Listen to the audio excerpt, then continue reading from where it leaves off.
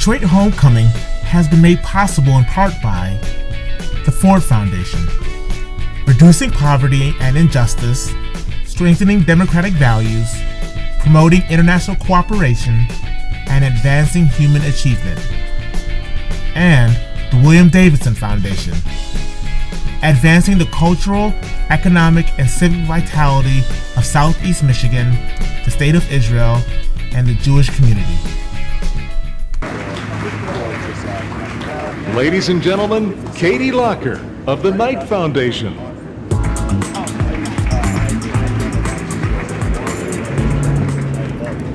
Good morning, everyone. I'm so delighted to follow my friend April Boyle, who always has inspiring words about the builders in our community.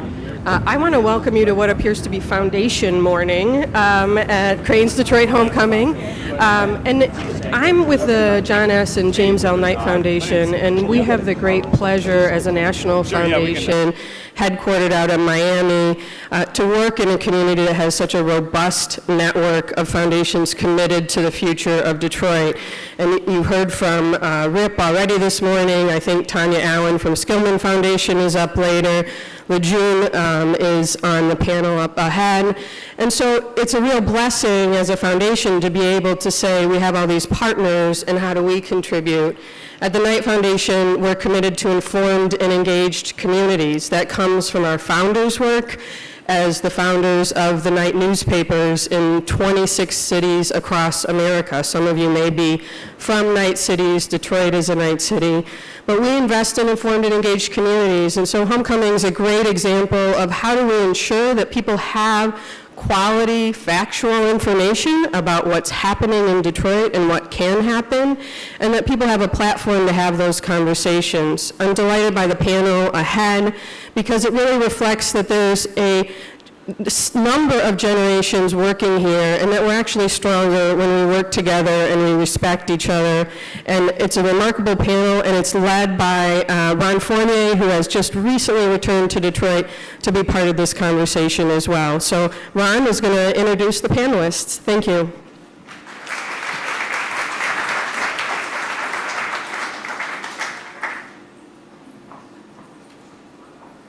Thank you, everybody. Thank you for coming. I'd like to bring up our panelists here. We have Miss Mary Wilson of the Supremes, Lejeune Montgomery Tabron, Maurice Cox, Misha Stallworth, Garlin Gilchrist, and David Salzman. I guess they told me there. Thank you. We had a set seating order that we've already blown out of the water. So Yeah. sit down. I know who you all are. Okay. Come on up, Dave. Yeah. Just sit down. Okay. We're going to wing it. Sit. Okay. Have a seat, man. Hey, would you stop? Oh, sorry. This was I can die now. not what we were told. Going to keep going? In the name of love, before you break my heart, my part, think it over.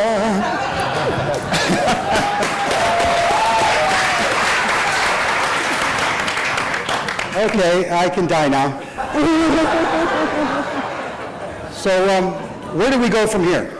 That's a question we've been asking in the city every day since 1967. Where do we go from here? That's a question that's been asked in every city and every burg in this country, especially since Ferguson and right through up to Charlotte. What we're going to talk about today is where we've been and where we're going from here. And we're going to start a course with, if I can get this going. If you could start us off, ma'am, with that song. You were born and raised on the west side of Detroit. In 1967, the Supremes were hotter than could be. You had just finished a European tour, just been on the Ed Sullivan Show. What do you remember about that week? And how is it still relevant today?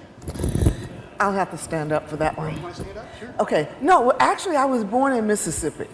Okay. And, it was at a time, 1944, add up, I'm 73 years old now. And so 1944, that was a time of migration. You know, as black people, you want to migrate to a place where work was.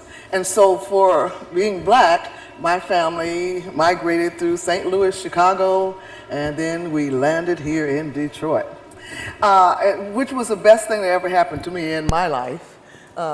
Growing up in Detroit, I gotta say that Detroit was like a great city. I traveled the world with the Supremes, all over the world, and I tell you, I have never found a city like Detroit and Detroiters. I see people in the airport and they say they're Detroit. I'm like, Detroit's in the house, yay! You know, we Detroiters are really resilient people.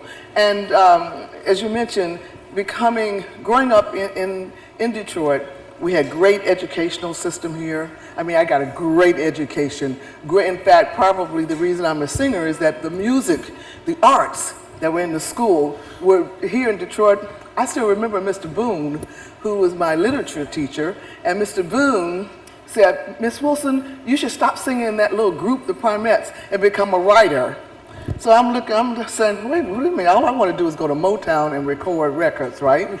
And so, but something stuck in my mind because he was such a great teacher. So the educational system was great.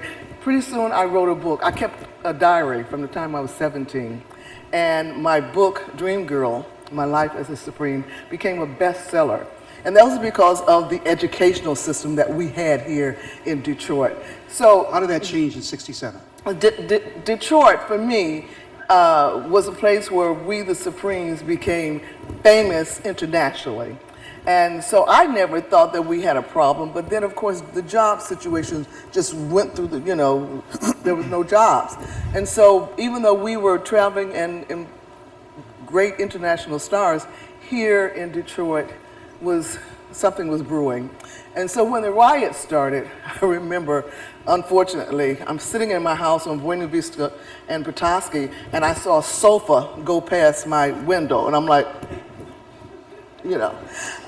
And that changed my life, because for me, seeing everything go up in flames on Dexter, right around the corner from my house, was devastating, because I had bought, when we got our first monies, I bought a house for my mom, which was, my mom had been a domestic worker, you know, and so now it's all gone, up in flames. I really didn't understand it, what was happening, because I didn't know that the jobs had taken away people's lives.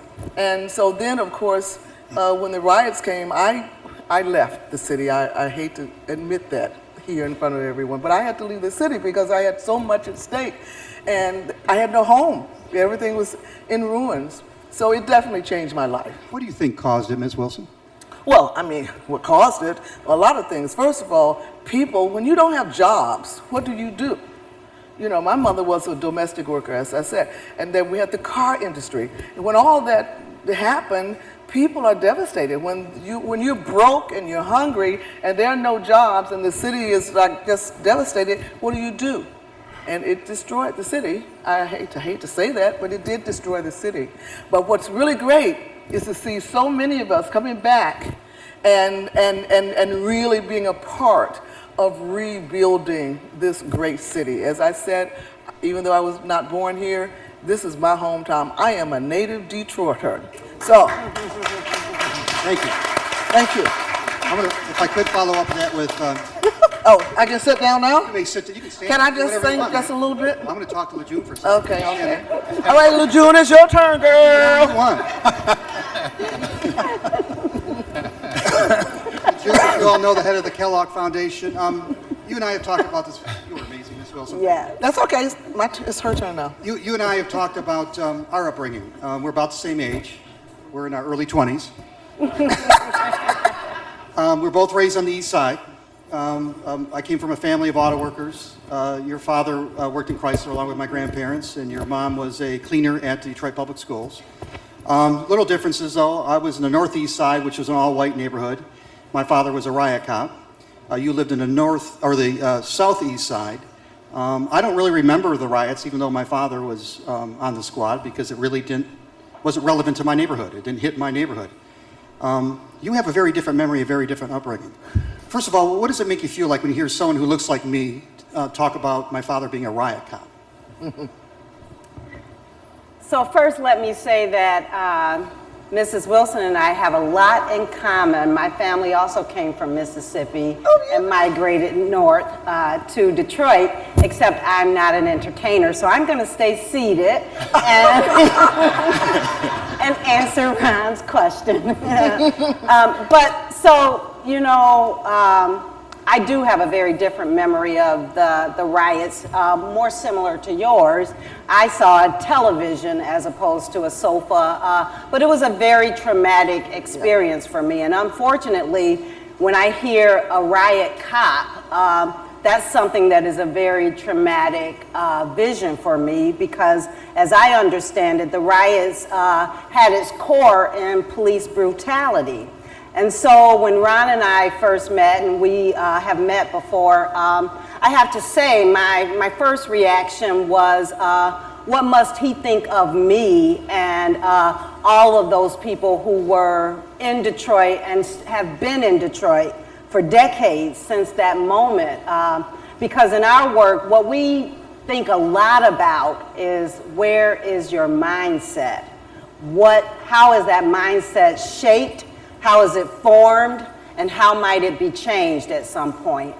So unfortunately, you know, Ron, I think what might your early childhood experiences have been as it relates to those people of color who were enough in distance to you to ride a bike to, yet when I first met him, he said he had never met a person of color until college. I went to U of D, yeah. Yeah, so we were very close. We grew up very closely in Detroit, and yet our worlds were totally different. And mine was a world really having to hope for opportunities and not to have the privilege of knowing that they would be there when I needed those opportunities. I think I was blessed in that I had those opportunities, but unfortunately, today many people in Detroit and those of color are not getting the same opportunities equally. And so my work at the Kellogg Foundation is about making sure that those opportunities exist, but it first starts with making sure that the mindsets of those in Detroit actually believe that everyone is worthy of those opportunities.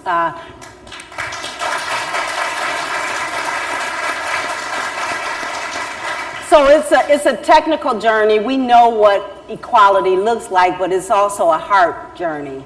And our work is looking at both telling the truth about why we are where we are, why we need a recovery in the first place in a city that was based on such talent and great ingenuity and innovation, and yet now we need to recover. And we believe at the Kellogg Foundation that of course we will, but it's going to take a different mindset that believes in every person in the city and make sure that they're all a part of that recovery.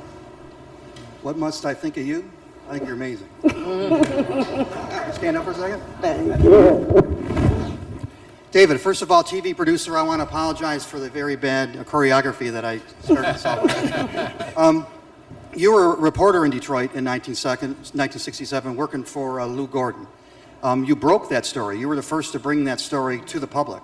Could you tell us about that story? And then I think we might talk a little quickly about the institution of media and our responsibility in cover incidences like this. How did it work in '67? Well, just first of all, I'd say I'm not a Detroiter.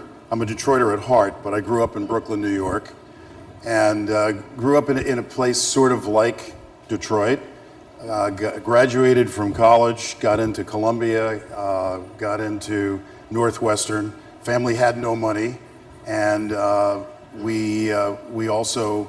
I'd never been out of New York, never been on an airplane or anything, and I loved Detroit. I liked Al Kaline and Joe Schmidt and Dave DeBuscher and Dave Bing and all these. I saw you in line to get Al Kaline's autograph. Yeah, I did. So to come to Detroit, which to me was one of the most exciting places in the world, not just the United States. We had all the stars, the Motown stars, That kept America in the music business. We kept the British invasion from taking over.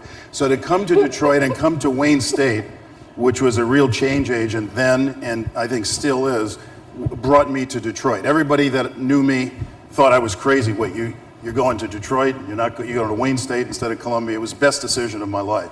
So what happened is, from the things we were doing in Wayne State, I was recognized by this brand new station, Channel 50, for the older people in the room, Kaiser Broadcasting, first UHF independent commercial station in the United States. And we had this local guy, Lou Gordon, who, again, you'll remember Lou, very provocative guy. You know, he had the Donald Trump sort of bombast, great with words, and really into politics. He'd worked for Drew Pearson as his assistant before Jack Anderson, and I'm sort of a political animal. It's the ultimate blood sport. So I was playing in a basketball league and got to know that was basically police and firemen, and there was this one gentleman, I probably shouldn't say his name, and he called me up. We were live on Sunday nights for 2 hours, and then I created a Saturday show as well. And he called up, he said, you know, get your rear end down here to 12th Street, and I knew that area pretty well. We used to play basketball in the Brewster Projects and things like that. So I got down there, it was maybe 7 a.m., and I saw what was going on. I was a freelance writer for the Detroit Free Press, called up the Free Press. We got the Tony Spina, who was the big, you know, photojournalist in town, and we ended up winning a Pulitzer Prize from the Free Press. But what happened was, we were, and I mentioned this to you the other day, Ron, we were excluded. We were like the, we were the minority group there, so that we weren't included with the big stations, and ironically, the newspapers. And we were called together. You'll remember we had a dysfunctional mayor at the time, Jerry Kavanaugh, which I think was a contributing factor to the riots. This guy was, you know, just not doing his job, not helping neighborhoods, nothing. So you didn't have leadership. We had a terrible police commissioner, Ray Girardin, who was, in my opinion, incompetent and knew nothing about community relations because things were bubbling up. We were excluded, and we were told by a friend of ours at WXYZ that the story was going to be broken at 11 o'clock that night, Sunday night, July 23rd. Wait, let me stop you here real quick. The violence began, the uprising, the riots, whatever anybody out there wants to call them, began at what, 2, 3 o'clock in the morning, overnight? Yeah, I think it was 3 or 4 o'clock in the morning, right. Sunday morning, so now there's near 12th Street. There's an embargo, there's an agreement among the media and the government to hold off the story till 11 o'clock at night? Yeah, well, that's not that unusual, but yes, there was this situation. So I'm there, we're about to go on the air at 10 o'clock, and Lou says to me, what do you think we ought to do? And I said, well, you know, we don't exist as far as they're concerned. Let's break the story at 10 o'clock. So we went on, and and that was it. So you've all been, I think many of you, and I know many of you out here have been to the Detroit Historical Society for their wonderful Looking Back to Look Forward exhibit. There's one part of that exhibit that talks about the way the media covered and how the media miscovered the 67 riots. I see, Lejeune, you're shaking your head. Does it surprise you that the media would agree to hold off on coverage? And maybe somebody else can talk about how is this relevant today, the way we're covering or maybe miscovering Ferguson, Charlotte, the many others. Well, you know, narrative is important, right? And first of all, I thank you and your leadership, because I think what we need is more leadership in that sector to tell the truth. And that's what is needed, I think, everywhere. And to be able to show what is actually happening and not create that narrative how you want to create the narrative. And one of the things that we are working on is allowing people to take part and be a part of the narrative and own their narrative as it relates to this story. And that's what the museum is about. If anyone has an opportunity to see the 67 exhibit, what I would say is when we first determined that we would support it as one of its largest funders, we said that the story had to be complete, that it couldn't be a whitewashed version of what happened during that period. It had to reflect the people, all of the people who were a part of it, their stories, and why a community would get to such level. And I think the truth is what's going to take us forward as well. So let's talk about the truth going forward. I'm sorry, yeah, please. Misha Stallworth, a former city year volunteer and a member of our school board here, and Garlin, a software engineer sitting to her right and running for city clerk. Can you reflect on how the media is covering these incidences today? And how should we going forward? I mean, I think we have to make a distinction between mainstream media and other media outlets. So the coverage that you see on, Fox or CNN or MSNBC is different from seeing what Vice puts out the next day and how they send their journalists into different circumstances. I mean, at the end of the day, while journalism can be very altruistic and journalists are wonderful, media is a business. And so it really depends on the business practices of the entity that is producing that media. And I think that's true across time. I don't think that that's unique to right now. Can you pick up on that, Garlin? The media now is all of us. We all now have the ability to publish and to persuade people. There aren't gatekeepers like I used to be, like David used to be. What can we do as a people to seek and distribute the truth? So one of the things that excites me the most about how media has evolved is that it has been completely or almost completely decentralized from a distribution perspective. So as Ron alluded to, everyone has the ability to create media with the devices that they carry with them every day. And that means that we have more chances to get more angles on the truth and have a much richer understanding about what's presently happening. And so if we want to support what's going on, I think it's important for all of us to open our eyes and ears to all of those people who are now sources, to not accept one version of the truth from one source, but to understand that we all are creating the present. We all are creating the present, and therefore we all need to be listened to. So if you're someone, for example, who consumes social media and you're witnessing an event happening in real time, it's important to understand that multiple people are also witnessing that alongside you. We have a different experience about how we share media and information together. And it's important to know that I think that's the biggest difference between what happened 50 years ago and what happened today. There are more storytellers who are more empowered. There were people telling the story 50 years ago, but it wasn't able to be distributed in the same way it is today. And now all those storytellers need to be empowered, need to be uplifted, so we all can have a much richer understanding of the present. Thank you. Maurice, the city planning director, one of the greatest city planning directors in the country. One of the great hires by Mayor Duggan. Now that I'm A lot of talk about our memories, Ms. Wilson and even myself and Lejeune. You pitched forward for us. We were talking backstage about how the iPhone isn't just a piece of technology, it's a great piece of design. You're a designer. How important is design to the future of Detroit? And how are you weaving history into our future as you try to help design it? And who's designing our future?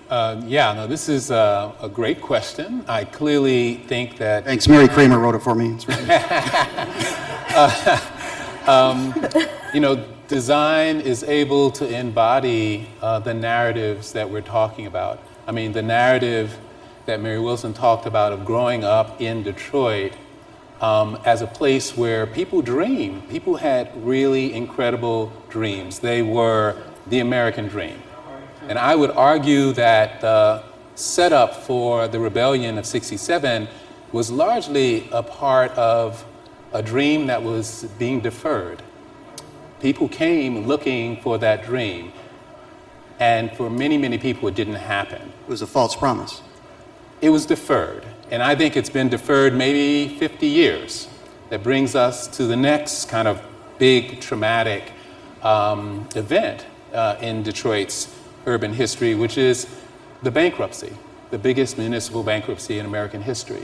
And the question is, will this recovery be deferred, or will it be the most inclusive recovery that any American city has seen to date?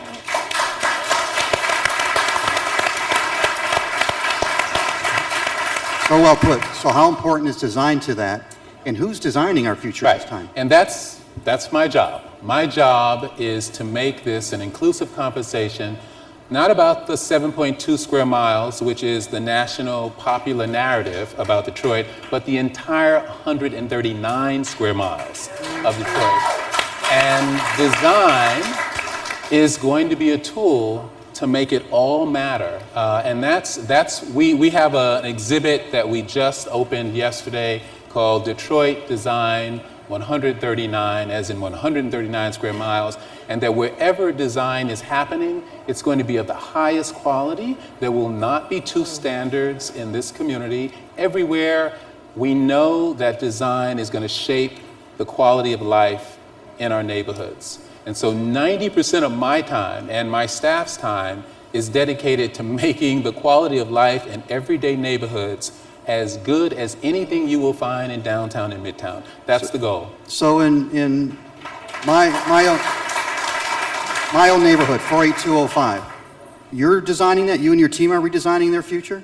Yeah. Or are they redesigning their future? Well, I think, part of it is you have to have a conversation, right, about what's important to neighborhoods. And in Detroit, that means you're going to be talking to people who have been in their neighborhoods for 30, 40, 50 years. Yeah. So you tell me who is the expert. Somebody who's been there for 5 years or someone who actually knows the trajectory. They know when the neighborhoods were whole, they know what the neighborhoods have gone through, and they know what the character of those neighborhoods should be in the future. And so we've been having dozens and dozens and dozens of conversations with ordinary Detroiters, and they're telling us about their hopes and dreams. And our job as architects, landscape architects, city planners, historians, is to help interpret those dreams and put them in bricks and mortar, put them in plant material, and show them that there's a place for them in the future of those neighborhoods, and to create a quality of life that is so high for the people who are there that, of course, the neighborhoods regenerate and more new families want to move in.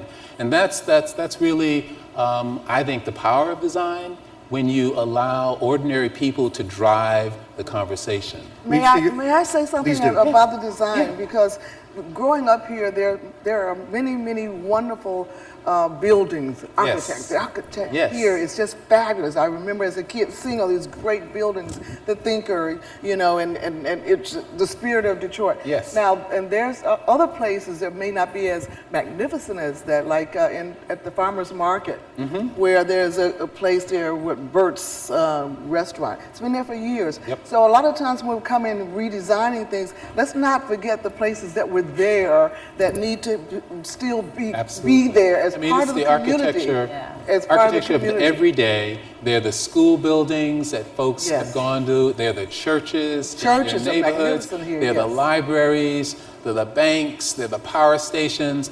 Those are the buildings, and those buildings were built for the centuries, and they're still there. And they're still there. So Maurice, there. can you and I talk about some places I know that I used to go? Oh, absolutely. Okay, because many of them have already been torn down. Magnificent places. So let's maintain the integrity of Detroit the way it was, and keep those wonderful buildings. I would like to underscore something you said earlier, Ms. Wilson, about how you were influenced by the arts and music programs in the Detroit Public Schools. They were first in the class in the 50s and 60s. Yes. As we look to rebuild the Detroit Public School system, that's something I think we should put first, if I could editorialize. That's right. Misha, you heard him talking about dreaming and the dreams of the neighborhoods. You tell me, what is your dream for this city? Where do you want to see the city when you're as old as I am? And yes, it will happen. Well, I think there are a few things. So even when I hear Maurice talk about the most inclusive regeneration of the city, I think that we right now are primed to think about inclusion in terms of race and socioeconomic status. But for me, when I think about inclusion in this city and the way that I see development going, I'm thinking about age. I'm thinking about the fact that a quarter of our population is over 55, and that our growing population is 20 to 34, and they will eventually be over 55. One thing that we all have in common, no matter what, is that we're aging every single day, every single minute, if we're lucky. And so when I think about the future, I'm thinking about authentically intergenerational spaces. I'm thinking about our economy and employment being structured such that this U-shape of age discrimination where the youngest and the oldest are discriminated against is dismantled, and so that employment is accessible no matter how old you are. I'm thinking about neighborhoods where it's not just about whether or not curb cuts are there for motorized wheelchairs, but whether or not spaces are there for the community to interact across age. When I look out at rooms like this, I sometimes wonder how many people have a close relationship with someone who's 20 years older than them or 20 years younger than them, someone that they can have these conversations with. Because what I find is that we don't. Even folks who are 60 are not talking to folks who are 90. So when I think about the future, I'm thinking about that kind of intergenerational engagement, and I'm thinking about that kind of inclusive community. Thank you, Misha. Garlin, I want to end with Ms. Wilson. Can you give us your dream in 30 seconds? So when I think about what our city can be and what it evolves toward, I think about participation. So when we're talking about making a process or a future more inclusive, it can only be as inclusive as we allow people to participate in it. That means having avenues for participation. That means making information available in multiple forms, in multiple places, to multiple people who have multiple ways of consuming it, for people who learn differently and listen differently and read differently. If we're able to break down the information, whether that's coming officially from the government, from storytellers in our communities, from designers who dream about the future, from educators who work with our children, for those who service our older citizens, we need to make sure that all of us are able to participate in discussion, in decision-making, and in planning. That's what inclusion is to me. It's being able to really sit down, really converse, and really participate in a way that's convenient for you. And I believe if we are going to build a future that is inclusive, it has to be one that is completely participatory. Detroit has an opportunity to make that in a way that no city in the world has. But we have innovated in the past. That's what our foundation is in the city of Detroit, one of innovation, one of big ideas that can create more opportunity for more people. And that's what I want to see. Dave, we got 20 seconds. Okay, I just wanted to say, I think Detroit has a hidden asset that few cities have, because I think Detroiters are the hardest working, most soulful, gritty group I've ever met anywhere in the country. And the churches of Detroit are really, really important to the rebirth of the city.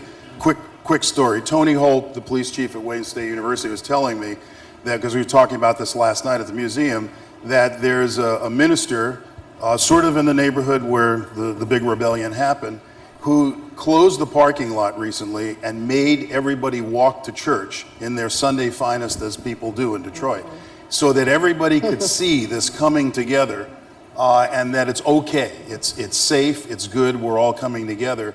And I think that the churches can play a major, major role in Detroit. Thank you. I'm sorry. I apologize for stepping on the applause of Misha and Gilchrist. You both deserve it. Miss Mary, why don't you finish this off? What is your dream for the city? Well, first of all, my dream for the city is the same thing. We're a city of those that have and have not. I'm fortunately, having been with Motown Records, I'm one of the ones who came through. And I want to see everyone have their dreams come true. We, the Supremes, made our dreams come through, but it was because we grew up here in Detroit, Michigan. So education, for me, is one of the key elements of making this city great again. We've got to educate people to let them know that there's more. I see from Wayne State University, Mr. Wilson, we must be cousins. But anyway, so to dare to dream and to make those dreams come true. But in order for people's dreams to come true, they've got to have jobs, they've got to work, they've got to have money so that they can do for themselves. So I just want to say, we've got to change our attitude. My last thing, may I say, look at me, ooh, look at me. I am changing Detroit, seeing everything so clear. I'm changing. I'm gonna start right now and right here. I'm hoping to work it out. And I know we can, but we need you. We need a hand, Detroit. We are changing.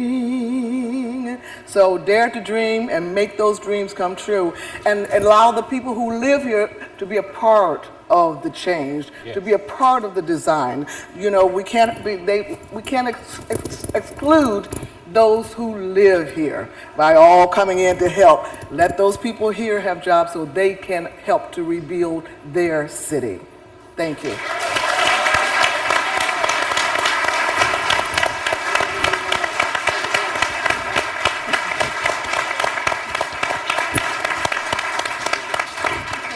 That's it. We gotta go? Okay, bye.